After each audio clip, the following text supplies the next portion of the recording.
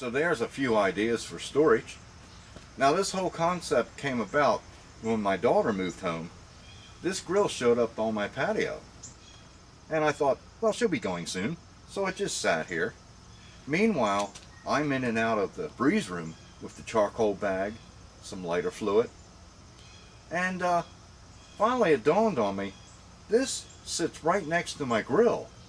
Why couldn't I use this for storage? So I got to looking, and I sealed the vent off with silicone, and now I got a watertight storage unit. And I don't have a lot of charcoal at the moment because I'm at the end of the grilling season. So in the beginning, I was storing the charcoal bag, lighter fluid, and some wood chips. And I'd get the bag out, and you dump a little bit in, and you're like, oh, that's not enough. So you dump a little bit more, now I got too much. So now I'm picking up charcoal, throwing it back in the bag. So I thought, hey, why don't I just dump the whole bag in here, get a scoop and a container, and get the exact amount I need each time. Now if you want to get fancy, if you have a square or rectangular grill, you could line that with different size boxes or the same size boxes and then top them off with charcoal, and then you'd have a variety for your grilling needs. So the concept has progressed. I've used this grill for many years. When I made that purchase, this one got tossed into the shed, became a dust collector. So I got it out, pressure washed it, threw some paint at it, lined it with foil, and as you've seen in the video, I doubled these grills with different items. So I now have the need to expand.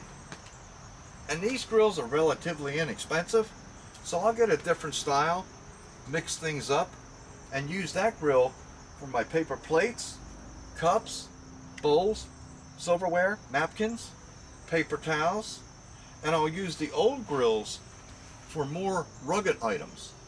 Charcoal, wood chips, chimney starter, lighter fluid, meat temperature probe, some grill mitts, bottles of oil, grilling accessories.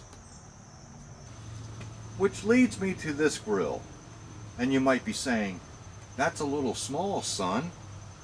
Well, that was a personal preference of mine. I've had large gas grills in the past, and I wanted something small because the majority of grilling I do is between 1 and 4 people. And during checkout, I thought, if I have a pool party, how am I going to cook that amount of food? And I just cashed that idea with the premise, I'll cross that bridge when it happens. Well, I got a birthday party request, and I'm like, sure, come on down. And the night before the party, I'm like, how am I going to pull this off? Then it dawned on me, I've got 2 grills sitting right there. So I took this grill and lined it with a bed of charcoal and placed it next to the serving table. Loaded this up with chicken. Within an hour, transferred that over, corn on the cob, threw some hamburgers and hot dogs on, transferred them over, had a large stack of cheese sitting over there next to the rolls, condiments, a spatula, grill tongs, self-serve, and it worked beautiful. Which leads me to my next expansion. I'd like to get me one of those flat top gas grills, put it right here next to the serving table. Then I'll have my baked beans, mac and cheese, mashed taters, squash, corn on the cob, transfer food from that grill. Then in the morning, come out here and have some eggs and bacon, stack of pancakes, cup of coffee.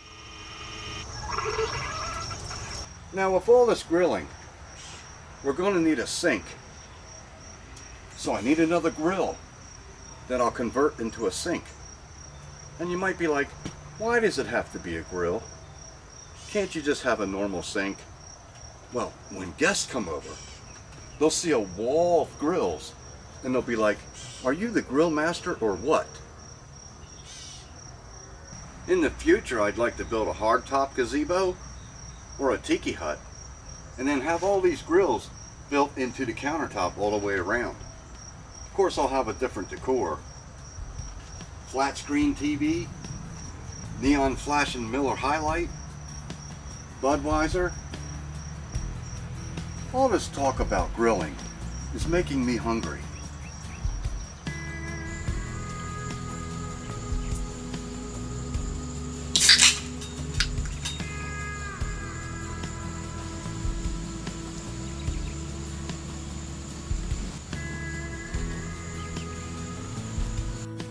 Looks like someone's showing up to a barbecue.